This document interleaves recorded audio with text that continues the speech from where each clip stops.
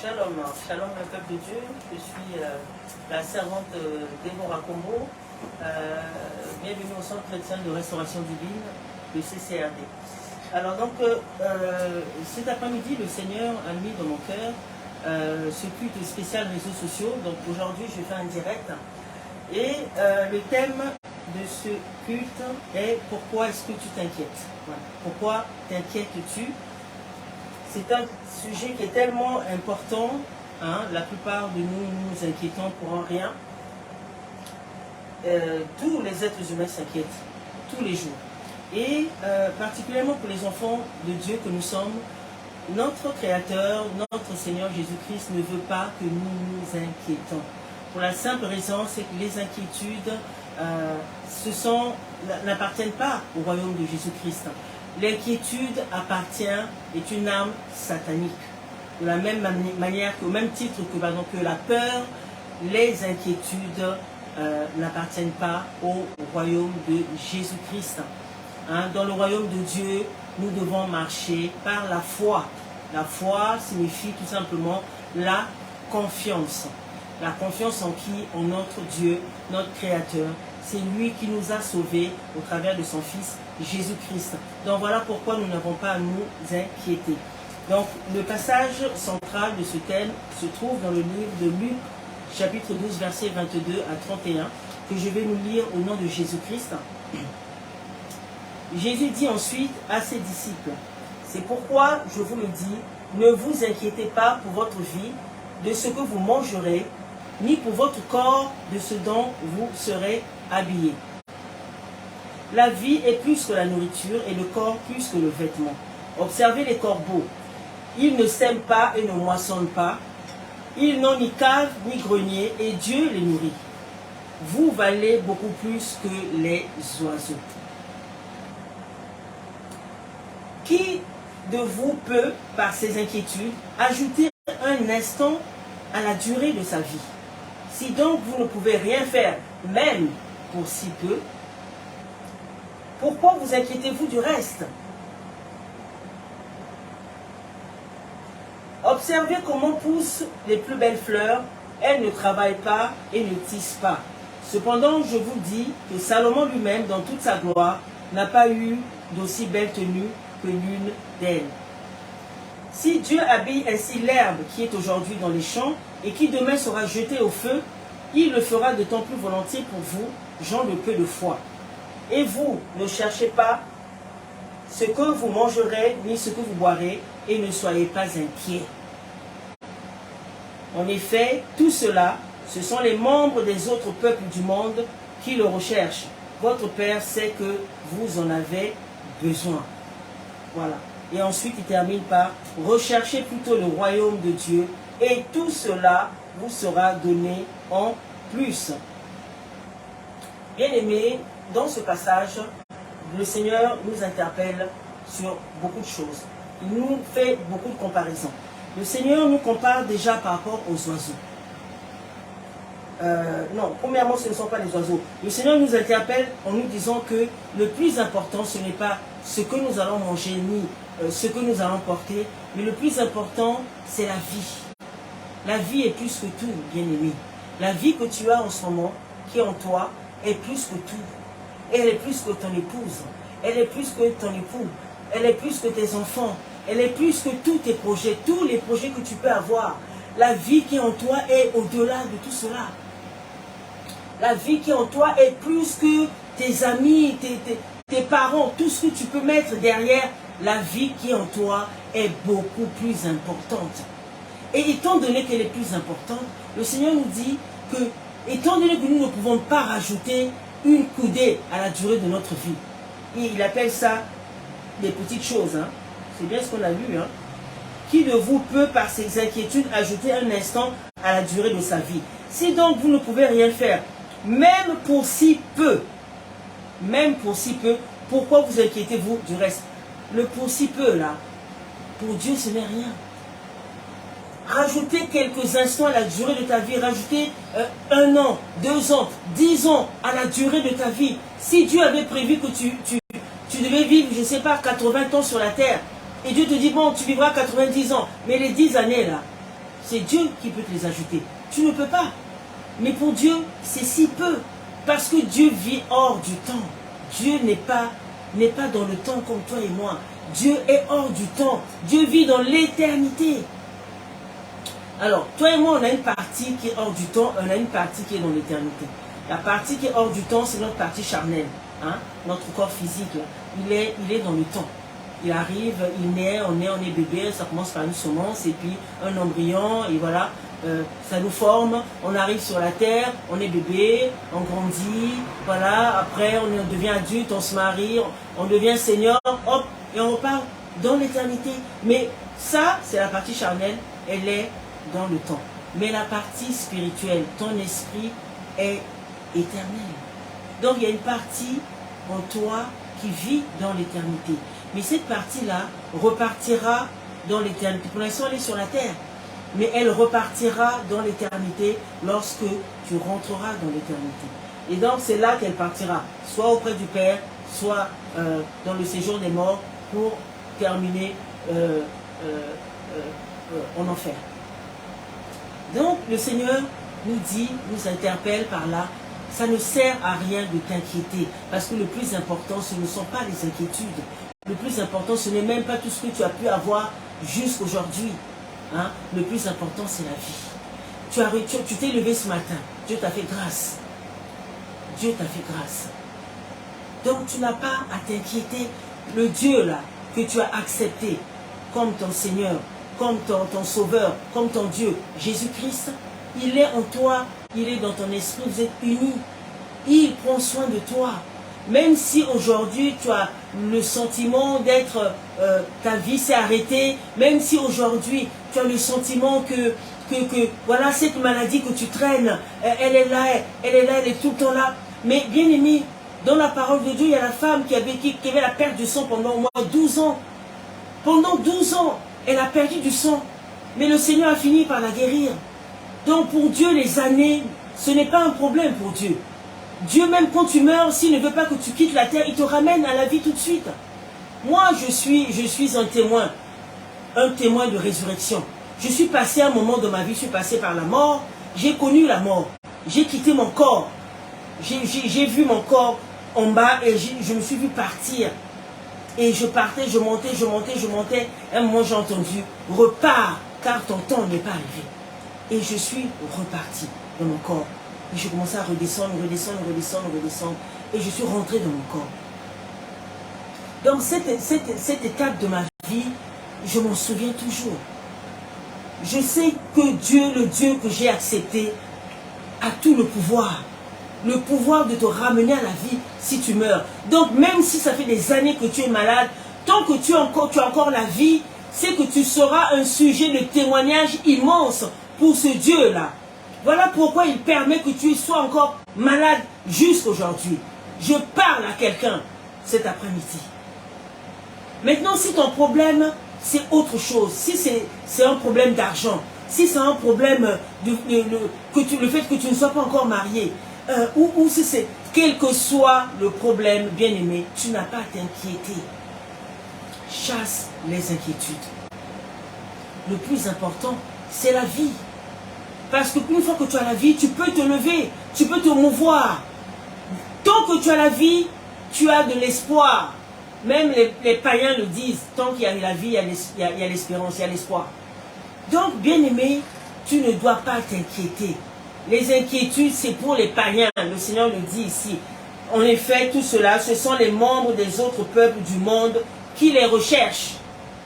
Ce sont les païens qui s'inquiètent parce qu'eux ne connaissent pas Jésus-Christ. Eux n'ont pas Dieu. Mais toi, tu as le Seigneur. Toi, tu es encore en vie aujourd'hui. Tant que tu as la vie, bien-aimé, Dieu n'a pas mis un point. Dieu a simplement mis une virgule. Laisse-moi te dire que tous les enfants de Dieu connaissent les moments de désert. Les déserts, on en a besoin. Les déserts nous permettent de nous... C'est comme une mise à jour. Voilà, ça sert à ça le désert. C'est une mise à jour. Voilà, c'est les temps où Dieu nous prive de ce qui paraît, ce qui nous semble être l'essentiel. Parce que l'essentiel, c'est la vie. C'est la vie. Et la vie, c'est Dieu. C'est lui qui est l'essentiel de notre vie. Donc Dieu peut nous priver un temps de travailler. Et bien, si tu ne travailles pas, ben, rapproche-toi du Seigneur. Sois dans le moment de prière. Cherche la face de Dieu. Dieu a quelque chose pour toi. Dieu a un message pour toi. Dieu a des paroles pour toi. Dieu te met dans un temps de désert pour t'équiper, pour te dépouiller et t'équiper, pour t'enseigner. Il n'y a rien qui arrive sur la terre par hasard. Tout ce qui arrive sur la terre a un but. Tu ne vis pas une chose de façon, voilà, c'est un hasard. Non. Tout ce que tu vis a un plan. Dieu a un plan dans chaque domaine de ta vie. Dans chaque situation que tu traverses, Dieu a un plan pour toi. Ce n'est pas par hasard. Dieu ne t'a pas oublié. Dieu ne t'a pas rejeté.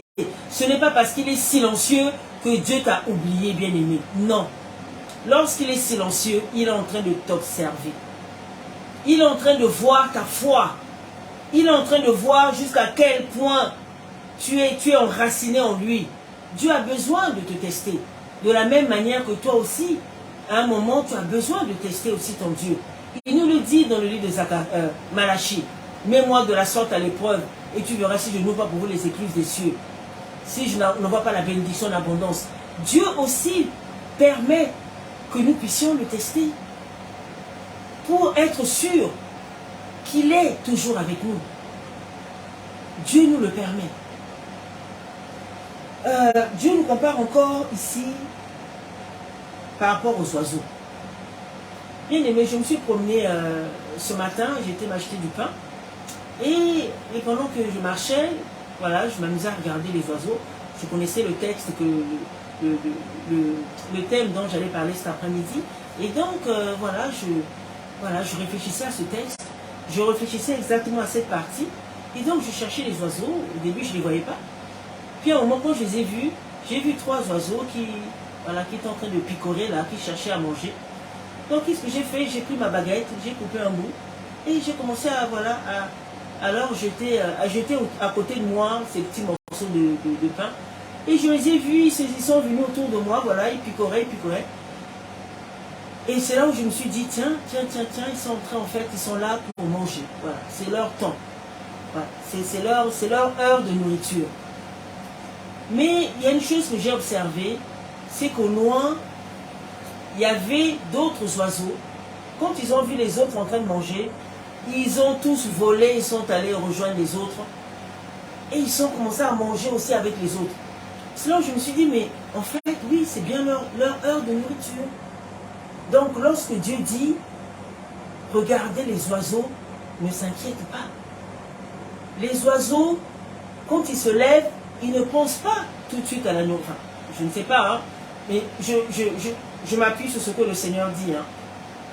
Le Seigneur nous dit que les oiseaux ne s'inquiètent pas. Ça veut dire que lorsqu'ils se réveillent, leur première inquiétude, quand ils n'ont pas faim, ce n'est pas la nourriture. Je ne sais pas ce qu'ils font, je ne sais pas s'ils jouent, je ne sais pas où ils dorment non plus, voilà, Mais, lorsque l'heure de manger est arrivée, c'est là maintenant qu'ils vont à la quête de la nourriture. Donc quand quelqu'un se lève à l'heure du petit déjeuner et s'en va pour manger, ce n'est pas une personne qui toute la journée s'inquiète. Moi, quand il est 13h sonne, quand je suis en train de bosser, hop, il est 13h, bon, c'est l'heure de manger. Ben, qu'est-ce que je fais? Je me lève et puis voilà, je commence à préparer mon repas. Parce que c'est l'heure de manger, ce n'est plus l'heure de travailler. Donc, les oiseaux, en fait, sont comme ça.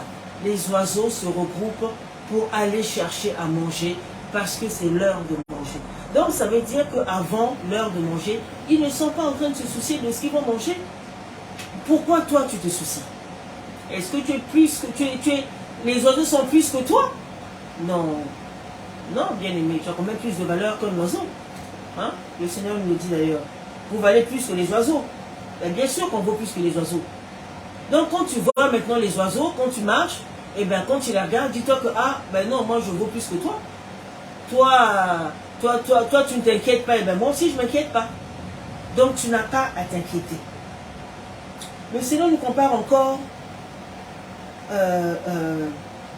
Oui, il y a juste aussi un élément, c'est que les oiseaux ne stockent pas la nourriture. Voilà. Donc, ils sont vraiment à la merci du Créateur. Parce que Dieu prend soin de tout ce qu'il a créé. Dieu prend soin de tout ce qu'il a créé. Les oiseaux, les animaux, les fleurs, les arbres, les hommes, tout ce qui a vie, tout ce qu'il a créé et auquel il a donné vie, Dieu en prend soin. Donc il te prend l'exemple des oiseaux, après il va te prendre l'exemple des fleurs. Il te compare même la beauté de certaines fleurs à la beauté des vêtements que portait le grand roi Salomon, qui était tellement riche que ses vêtements devaient être tissés même à la main par certains créateurs, comme le font les milliardaires de ce monde. Ils sont habillés par les plus grands couturiers. Ils portent des habits qui valent je ne sais pas combien, mais qui sont chers. Salomon aussi était habillé comme ça. Bon, maintenant Dieu te dit qu'il y a des fleurs qui ont une telle beauté que vraiment tous les habits, toute la garde-robe de Salomon à côté, ça n'en vaut pas une miette. Donc Dieu est en train de t'interpeller par là pour te dire que ce qu'il a créé, il en prend soin. Ce qu'il a créé, il en prend soin. Ce qu'il a créé, dont il a donné une vie, il en prend soin. Il prend soin de toi. Les inquiétudes que tu as là, regarde les générations. Les générations avant ton père, avant ton grand-père, avant ton arrière-grand-père. Toutes ces générations ont connu des situations compliquées. Je te prendrai même juste l'exemple des pandémies. Voilà. Je prendrai l'exemple des pandémies en parlant par exemple, il y a eu des pandémies comme la peste. Voilà. Donc la génération qui a vécu à l'époque où la peste était arrivée, ça a commencé en 1800 quelque chose, 1820 par là. Et bien à cette époque-là, mais les gens étaient inquiets parce que beaucoup de gens étaient en train de mourir. Beaucoup de gens sont morts de la peste. Mais on a trouvé des solutions. Mais même pendant la peste, il y a eu le peuple de Dieu. Dieu s'en est occupé. Dieu a pris soin de son peuple. Qu'est-ce qu'on a eu encore comme pandémie qu'on a connue? On a connu la grippe. La grippe, ça a été une pandémie. Aujourd'hui encore, les chercheurs ont trouvé des médicaments. Dans nos pays, en Afrique, on a des plantes qui nous permettent de se soigner de la grippe. On a des petites recettes qui nous permettent de soigner la grippe. Mais avant que toutes ces recettes n'arrivent, ben, la grippe, elle a tué beaucoup de gens et d'ailleurs continue à tuer encore aujourd'hui. On a connu quoi encore? On a connu le sida qui a été une pandémie. Et on a connu dernièrement la Covid-19. Bien aimé, quelles que soient les pandémies, Dieu prend soin de son peuple. Beaucoup sont partis pendant la Covid-19, beaucoup, même des enfants de Dieu. Il y a des enfants de Dieu qui ne marchaient pas dans la vérité. Il y a des enfants de Dieu qui n'étaient pas obéissants. Il y a des enfants de Dieu qui ne prenaient pas soin d'eux. Laisse-moi te dire que tout ce que Dieu a créé est rattaché à tes lois. Dieu, quand il parle, sa parole est une loi. Voilà. Tout ce qui sort de la bouche de Dieu est une loi. Donc tout ce que Dieu a créé, tout ce dont il a équipé à une vie, tout ce qui a vie, eh ben, à cette vie-là est rattaché une certaine loi. Que ce soit les animaux, que ce soit les herbes, que ce soit les plantes, que ce soit les hommes que nous sommes, nous avons en nous un système. Et ce système nous permet de fonctionner. Mange beaucoup de sucre, mange n'importe quoi et tu verras que ton système va se trouver en dysfonctionnement. Parce que ton être a des lois auxquelles ton corps est rattaché. Si tu ne prends pas soin de ton corps, ton corps va te créer des problèmes. Ton corps va te créer des dysfonctionnements. Ça va être des maladies. Ça va être des journées à passer dans les hôpitaux pour te faire soigner. Donc, nous-mêmes, nous fonctionnons, notre être fonctionne avec des systèmes. Ce sont des lois. Ce sont des lois. Et comme tout ce que Dieu a créé, auquel il a rattaché des lois, et bien ces lois ont pour ordonnance aussi de t'emmener à te développer, de t'emmener à croître, de t'emmener à t'épanouir. Une fleur à la base, c'est une graine. Mais la graine, elle va pousser. Et quand elle va pousser, elle va se développer. Et après, la fleur va s'épanouir. Lorsque la fleur s'ouvre et te montre toute sa beauté, c'est son épanouissement. Toi et moi aussi, nous sommes emmenés à nous épanouir. Nous ne sommes pas là pour toujours vivre dans la galère, toujours vivre dans les moments difficiles, voilà, toujours en train de quémander. Non, non, non, non, non, non, non, non, non. Tu n'honores pas Dieu quand tu es tout le temps dans cette situation. Tu peux, ça peut être cette situation doit être même un passage de ta vie. Cette situation doit répondre à des problèmes que tu as, des choses qui sont en toi dont Dieu a besoin de te débarrasser. Voilà pourquoi Dieu permet que tu passes par ces moments difficiles. Moi qui te parle, je suis passé par là. Je suis passé par au moins 5 ans ou 5 ans et demi de galère. Et oui, mais lorsque j'étais à l'extérieur, je ne montrais pas ma galère.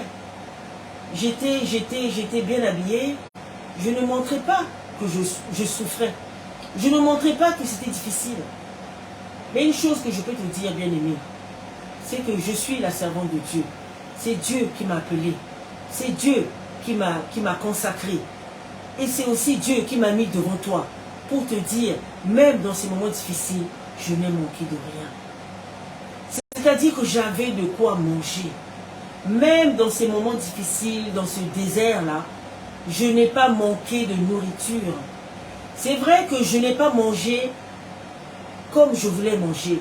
Je n'ai pas mangé toujours ce que je voulais manger.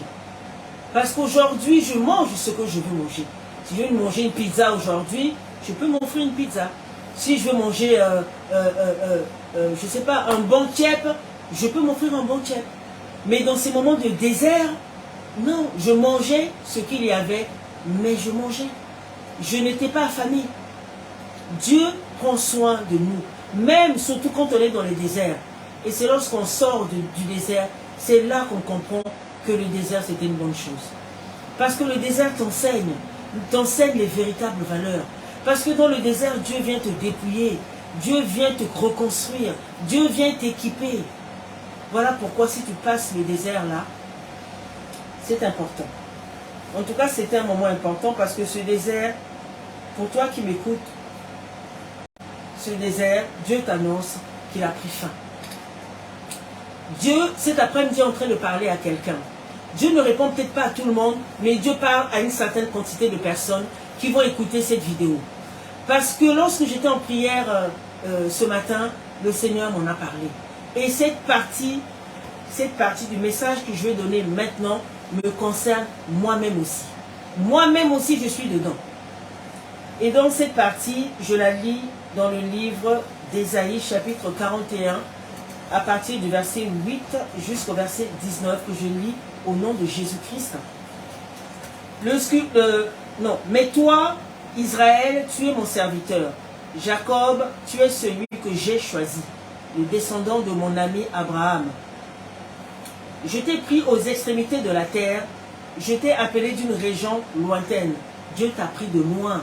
Tu étais loin. Tu étais loin. Mais Dieu te connaissait. Et Dieu te voyait. Et donc Dieu t'a pris de loin. Tu es mon serviteur, ma servante. Je t'ai choisi et ne te rejette pas. N'aie pas peur, car je suis moi-même avec toi. Ne promène pas des regards inquiets, car je suis ton Dieu. Je te fortifie, je viens à ton secours, je te soutiens par ma main droite, la main de la justice. Ils seront couverts de honte et humiliés, tous ceux qui sont furieux contre toi. Ils seront réduits à rien, ils disparaîtront, ceux qui t'intendent un procès. Tu auras beau les chercher, tu ne les trouveras plus, ceux qui te combattaient. Ils seront réduits à rien, réduits au néant, ceux qui te faisaient la guerre. En effet, c'est moi, l'Éternel, ton Dieu, qui empoigne ta main droite et qui te dit, n'aie pas peur. Je viens moi-même à ton secours. N'aie pas peur, vermisseau de Jacob, faible reste d'Israël. Je viens à ton secours, déclare l'Éternel. Celui qui te rachète, c'est le Saint d'Israël. Je vais faire de toi un traîneau de battage tout neuf, garni de pointes. Tu écraseras, tu boiras les montagnes et tu rendras les collines semblables à la balle du blé. Tu boiras les montagnes. Ici, Dieu est en train de te parler de sa gloire. Ça veut dire que tu auras une telle force. Je ne sais pas si tu imagines les montagnes. Je ne sais pas bien aimer si tu imagines à quoi ressemble une montagne. Dieu est en train de te dire que tu boiras les montagnes. Ça veut dire que les situations qui étaient compliquées, là, ce qui était difficile pour toi, ce dont tu disais vraiment cette situation-là, si Dieu n'intervient pas, je suis foutu. Cette chose dont tu as toi-même pris conscience, qu'elle dépasse tout ton entendement, qu'elle dépasse ta force, parce que tu as tout fait, tu as tout essayé, mais rien à faire. Cette situation a demeuré là. Aujourd'hui, Dieu vient te dire que le temps de sa justice pour toi a sonné.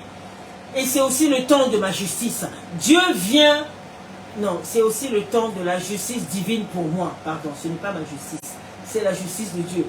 Je me dois de le corriger.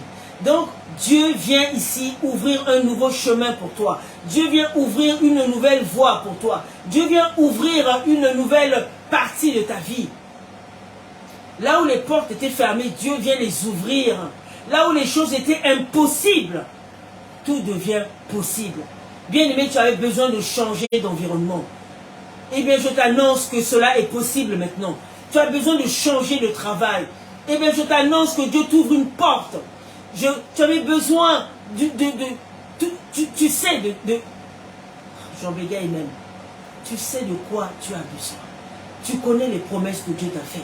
Moi, personnellement, je connais les promesses que Dieu m'a faites. Et lorsqu'il me parle d'un nouveau chemin, d'une vie nouvelle, bien aimé, je sais de quoi il me parle.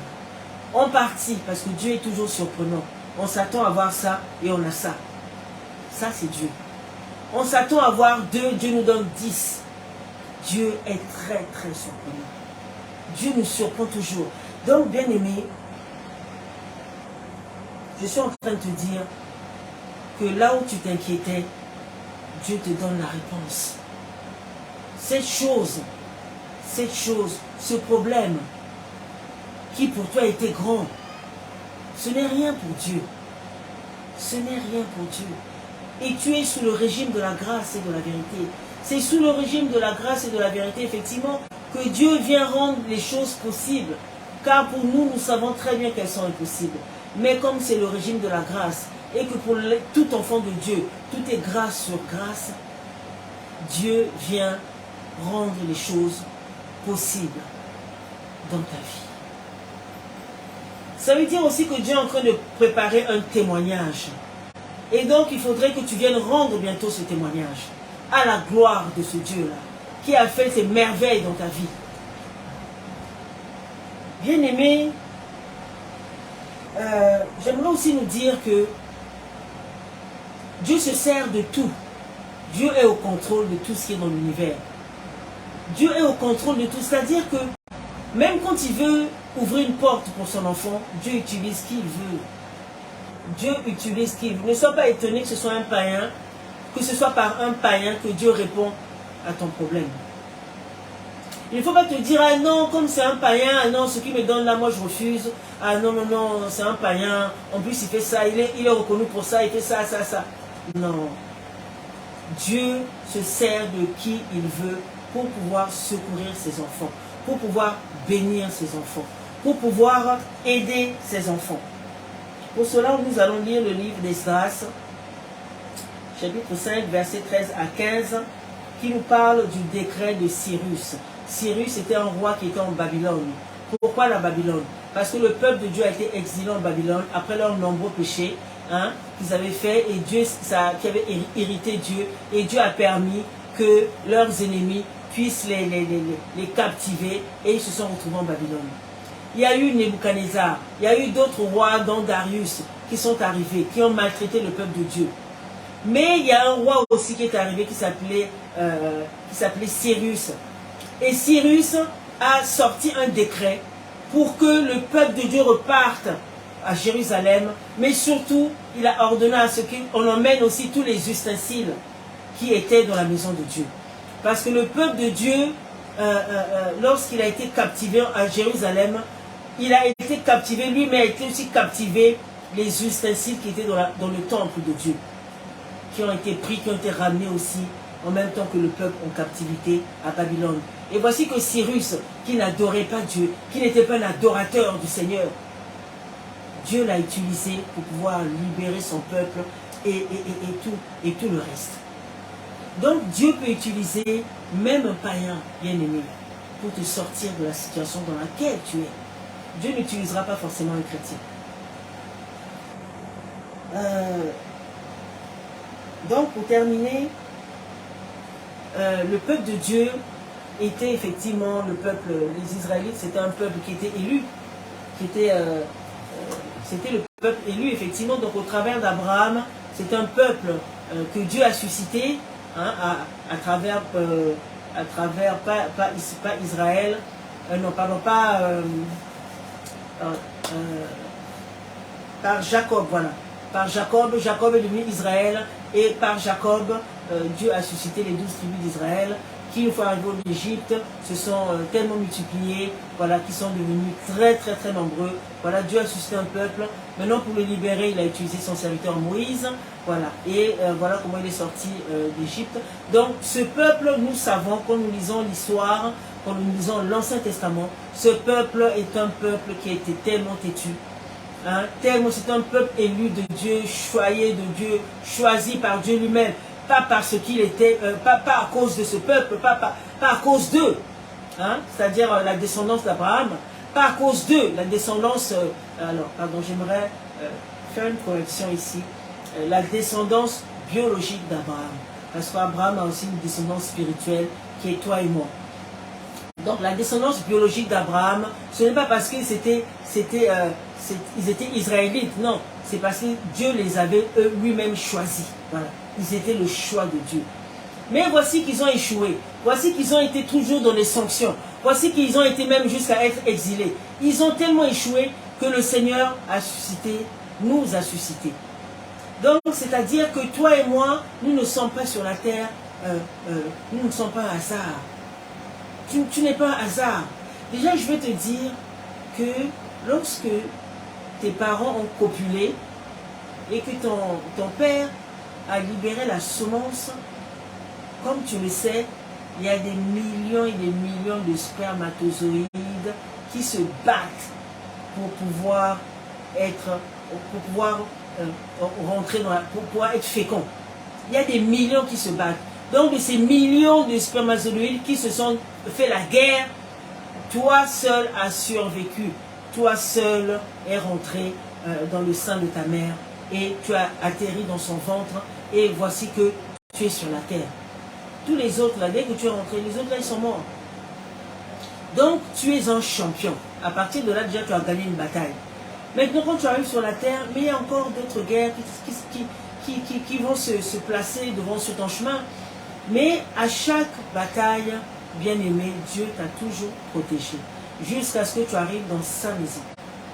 Donc, par rapport au peuple, j'essaie de faire un comparatif avec le peuple israélite, ce peuple qui était choisi par Dieu. Le comparatif, c'est que toi et moi, nous sommes aussi le choix de Dieu, toujours au travers d'Abraham. Mais je ferai encore un autre comparatif. Je pense à la reine d'Angleterre. La reine d'Angleterre, elle a dans son royaume beaucoup d'États encore qui sont rattachés. Ce sont des colonies, hein, ce sont des pays du Commonwealth. On appelle ça, je pense qu'à l'époque il y avait 25 pays, mais il y a certains pays qui sont sortis du Commonwealth. Et en fait, le Commonwealth est une organisation dont la reine est à la tête en fait. Et cette organisation comprend tous ces pays, toutes ces colonies, dont le Canada, l'Australie, l'Afrique du Sud, le Botswana, il y a encore il y a l'Irlande, voilà, il y a pas mal d'autres pays encore. Et donc la reine, quand elle doit aller dans ces pays du Commonwealth, ou même quand elle doit aller à l'international, elle ne peut pas aller partout. Alors qu'elle a besoin d'être représentée au moins quelque part. Donc du coup, elle utilise les membres de sa famille pour pouvoir la représenter partout. Voilà, donc c'est là où on a vu ses enfants, ses petits-enfants, la représenter dans certains pays du Commonwealth ou même dans d'autres pays qui ne sont pas du Commonwealth. On a vu son fils Charles, avec Lady Di, à l'époque quand ils étaient encore ensemble. parce qu'avec la deuxième là, sa maîtresse, même si aujourd'hui elle est sa femme, tant qu'elle était sa maîtresse, ils n'avaient pas le droit de voyager ensemble. On a vu après Harry et Kate représenter la reine aussi. On a vu le dernier là qui s'est marié avec Meghan. Comment il s'appelle le dernier là, le petit frère de Harry. Eh oh, je parle à quelqu'un là. Ah, vous ne vous souvenez pas non plus? Alors, merci. Alors Seigneur, il va falloir vraiment que tu m'aides là. Le petit frère de Harry s'appelle Harry. Ah, mais non, mais c'est Harry. C'est son frère William. Voilà. William, c'est le mari de Kate. Voilà. Les enfants de Charles. Et le tout dernier, c'est Harry, le mari de Meghan. Voilà. Donc les deux, en fait, même leur père, quand ils voyagent, c'est pour représenter la reine. Voilà. Parce que la reine, c'est elle qui est la reine. C'est elle qui commande. La reine fonctionne selon sa mission. C'est-à-dire, on dit même que son royaume, là, c'est une institution. C'est une institution. Voilà pourquoi il y a un certain protocole au niveau du choix de la femme. Il y a un certain protocole au niveau de l'endroit où tu dois habiter. Tous ceux qui sont les membres de sa famille vivent en fonction de ce que dit le protocole de cette institution. Donc toi et moi aussi, nous sommes des enfants de Dieu. Nous sommes les représentants de Jésus-Christ sur la terre. C'est ça notre mission. La reine d'Angleterre, on a beau lui reprocher tout ce qu'on veut, elle fonctionne par rapport à sa mission. Elle gère sa couronne par rapport à l'institution. Donc nous aussi, nous sommes sur la terre, nous avons accepté Jésus-Christ comme notre Seigneur et Sauveur. Bien aimé, si Jésus-Christ est ton Seigneur et ton Sauveur, donc ça veut dire que tu es son représentant sur la terre. Cherche ta voie si tu ne la connais pas. Cherche ton couloir. Cherche ta mission. Cherche ce pourquoi tu es venu sur la terre. Voilà pourquoi le Seigneur te dit, cherche premièrement le royaume des cieux et sa justice et tu auras tout le reste. Tu auras tout le reste. Il n'y a pas un ambassadeur qu'on envoie, que la patrie envoie à l'étranger et qui va le laisser comme ça tout seul pour chercher où il va habiter, où il va travailler, ce qu'il va porter. Ah non, ah non. Moi, les ambassadeurs, il y a certains que j'ai vus, je les ai vus à l'intérieur des ambassades. Et je les ai vus aussi dans des bureaux somptueux. Et je les ai vus aussi dans des belles voitures. Et je les ai vus aussi habiter des belles résidences. Donc, un ambassadeur à l'étranger représente sa patrie. Toi et moi, nous sommes dans un pays étranger. Nous sommes sur un territoire étranger. Comme le Seigneur le dit, nous sommes dans le monde, mais nous ne sommes pas du monde. Nous sommes du royaume de Jésus-Christ parce que nous sommes nés d'en haut. Donc, automatiquement, nous ne sommes plus de la terre. Nous n'appartenons pas au système de la terre. Ce système, ce sont les enfants du dehors qui sont assujettis à ce système. Notre système à nous sommes du système de la royauté divine. Et notre protocole, c'est la Bible. Voilà. Tout ce que nous faisons doit venir de la Bible. Nous devons colporter, nous devons porter, nous devons vivre selon les lois de notre royaume. Nous devons vivre selon les valeurs de notre royaume. Nous devons vivre selon les préceptes, les ordonnances de notre roi. Donc lorsque tu te positionnes ainsi, tu n'as pas à t'inquiéter. Tu n'as pas à t'inquiéter. Dans les inquiétudes, c'est un manque de confiance, tout simplement. Donc si tu n'as pas confiance, revois ton alliance avec le Seigneur. Voilà. Revois ton alliance. Repars à ces choses-là, à ces commencements. Ce sont des bases. Les bases sont importantes. Les bases, quand il y a des bonnes bases, on peut construire. Mais quand les bases ne sont pas solides, ce n'est pas la peine de construire. Parce que la maison va s'écrouler.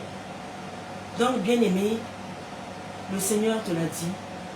Il a ouvert une porte, un chemin pour toi. Alors ce message ne va peut-être pas s'adresser à tous ceux qui vont regarder cette vidéo. Ce message s'adresse à une bonne partie. Ceux qui vont écouter ce message, qui s'attendent à les promesses de Dieu, qui attendent une parole de Dieu, ils vont se reconnaître. Maintenant, pour toi qui est encore des moments difficiles, repars dans la parole de Dieu, repars dans les fondements. Parce qu'une fois que les fondements sont bien posés, là tu peux construire. Mais si tu n'as pas confiance en celui qui t'a donné la vie, si tu n'as pas confiance en celui qui t'a secouru, qui t'a arraché des mains de Satan, qui t'a fait rentrer dans son royaume, si tu n'as pas confiance en lui, en qui est-ce que tu peux avoir confiance, bien-aimé? En personne. Donc revois ces bases, revois ton alliance, repars dans ce temps d'intimité. Prends un temps avec le Seigneur. Prends un temps, passe du temps dans la présence de Dieu, passe du temps dans la parole de Dieu, pour que tu puisses être renouvelé, pour que tu puisses être régénéré, pour que le Seigneur puisse te réajuster. Tu en as besoin, bien-aimé. Tu en as besoin. Donc, mon propos est fini. Je te demanderai aussi de partager ce message. Si tu penses que ce message t'a béni, si tu penses que ce message t'a équipé, si tu penses que ce message a été une réponse de Dieu pour toi, ça veut dire que ce message l'est aussi pour ton prochain. Ça veut dire que quelque part parmi tes amis, des personnes qui sont là, ont besoin de ce message. Ça veut dire aussi que dans les groupes que tu as sur Facebook, il y a des enfants de Dieu qui ont besoin d'entendre ce message, qui attendent ce message, parce que ce message leur fera aussi du bien. Lorsque la réponse de Dieu vient, bien aimé, ça nous fait du bien, c'est du baume, c'est de la fraîcheur, c'est comme un oasis, voilà. Et donc, bien aimé, tu as pour rôle de partager ce message. Partage, partage, partage. C'est une semence, et comme toute semence, tu récolteras. Que Dieu te bénisse. Amen.